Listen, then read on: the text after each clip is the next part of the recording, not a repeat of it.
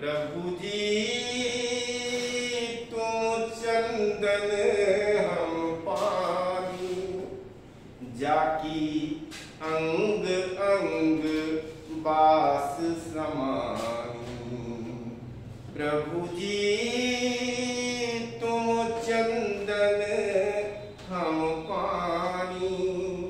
मित्रों, मैं इन पंक्तियों से इसलिए शुरुआत कर रहा हूं क्योंकि आप लोग जानते हैं बड़ा प्यारा भजन है और ये भजन हमारे कवि रैदास जी की पंक्ति है और ये बड़ी चर्चित पंक्ति भी पूछी भी जाती है कि मन रहे चंगा तो कठौती में गंगा। दो पंक्ति बहुत ही इंपॉर्टेंट है रैदास से, जो कि प्रायः हमारे एग्जामों में पूछी जाती है कि मन रहे चंगा तो कठौती में गंगा। यह पंक्ति किसकी है?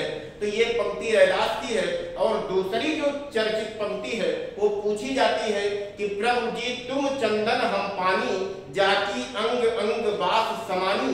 यह पंक्ति किसकी है? तो यह भी पंक्ति मित्रों रैदास की है। इसीलिए मैंने इस पंक्ति से शुरुआत किया और आज मैं आपसे चर्चा करता हूं कबीर के साथ साथ रैदास की, क्योंकि ये दोनों हमारे कवि, हमारे संत कवि के अंतर्गत आते हैं। और एक बात मैं आपको बता दूं यहाँ कि जितने भी हमारे ज्ञानाश्रयी शाखा के कवि हैं, ये सारे के सारे कवि हमारे संत कवियों के अंतर्गत आते हैं। और संत कवियों में मैं एक बात बता दूं कि जितने भी कवि हैं वो सारे के सारे लगभग अनपढ़ हैं, केवल मात्र एक कवि को छोड़कर, जो कि हमारे सुंदरदास हैं। सुंदरदास सबसे ज्यादा पढ़े लिखे संत कवियों में कवि हैं। और इन कवियों में मैं कुछ महत्वपूर्ण कवियों की चर्चा आपसे आगे करूंगा, जिनमें मैंने कबीर की चर्चा इसके पहले वीडियो में आप लोगों से कर चुका हूं। और आज मैं आप लोगों से रैदास की चर्चा कर रहा हूं। इसके बाद मैं सुंदरदास की करूंगा, इसके बाद मैं मलूकदास की करूंगा, फिर मैं धर्मदास की करूंगा, इसके बाद नजफ अली खां की करूंगा, फिर मैं पलटू दास की करूंगा, फिर मैं मलूकदास की करूंगा।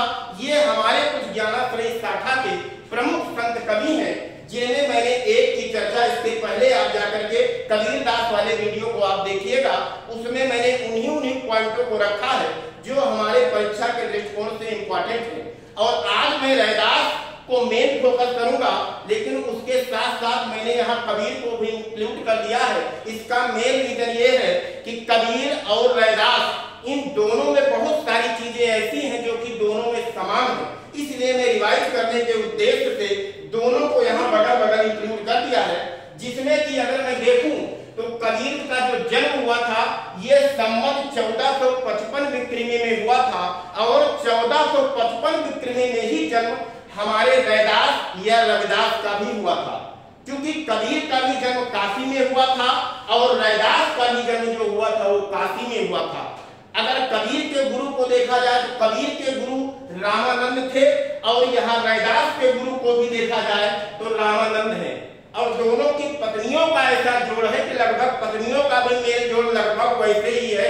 अगर कबीर के पत्नी को देखा जाए तो कबीर की पत्नी लोई थी और जबकि रैदास की पत्नी जो थी वो लोना थी। और मैं दोनों की अगर बात करूं तो कबीर बाबा जो जीवन काल अपना पाए, जो जीवित रहे, वो 120 वर्ष जीवित रहे, जबकि हमारे रैदास जी का जो जीवन काल रहा वो मात्र 50 वर्षों का रहा।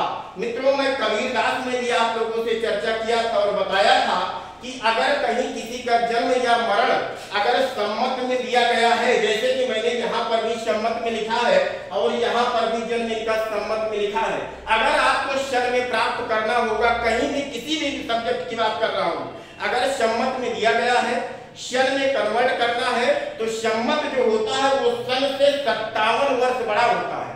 अगर इसमें से आप 57 घटा देंगे तो जो जन्म आपको प्राप्त होगा वो सन में प्राप्त हो जाएगा। तो इस प्रकार से अगर आपको क्षण में प्राप्त करना होगा तो यहाँ से भी अगर 57 घटाएंगे तो आपको कबीर का जन्म सम्मत में प्राप्त हो जाएगा।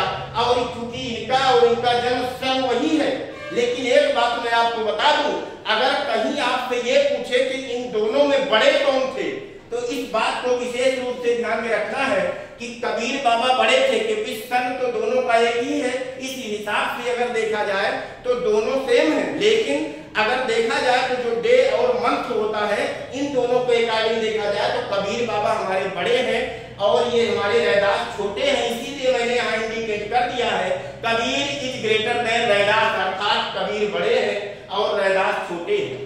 क्योंकि एक बात मैंने आपको पहले ही बताया था, ये भी बड़ा इंपॉर्टेंट पॉइंट है जो कि प्रायः पूछा जाता है कि मीराबाई के गुरु कौन थे।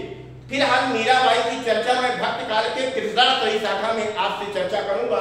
तो ये बड़ा इंपॉर्टेंट है कि रामानंद जी जो गुरु थे वो मीराबाई के थे, और भी देखा जाए तो रामानंद के टोटल 12 शिष्य थे और 12 शिष्यों में हमारे कबीरदास और रैदास ये विशेष प्रमुख हैं। तो चूंकि ये भी क्वेश्चन को पूछा जाता है और यहाँ रामानंद की बात आई है, इसलिए मैंने यहाँ थोड़ा सा चर्चा कर दिया है कि मीराबाई के गुरु कौन है। तो मीराबाई के गुरु अगर पूछते हैं तो आपके रैदास हैं। और मीराबाई की पंक्ति तो बहुत ही चर्चित है, जिसको कि अनूप जलोटा ने भी गाया, बहुत सारे साहित्यकारों ने, बहुत सारे गीतकारों ने गाया है और आपने सुना होगा ये पंक्ति में। मीराबाई की थोड़ा सा चर्चा करके मैं वीडियो को समाप्त करता हूँ इस पंक्तियों के साथ कि ये सी लागी लगन मीरा हो गई मगन, वो तो गली गली हरि गुण गाने लगी।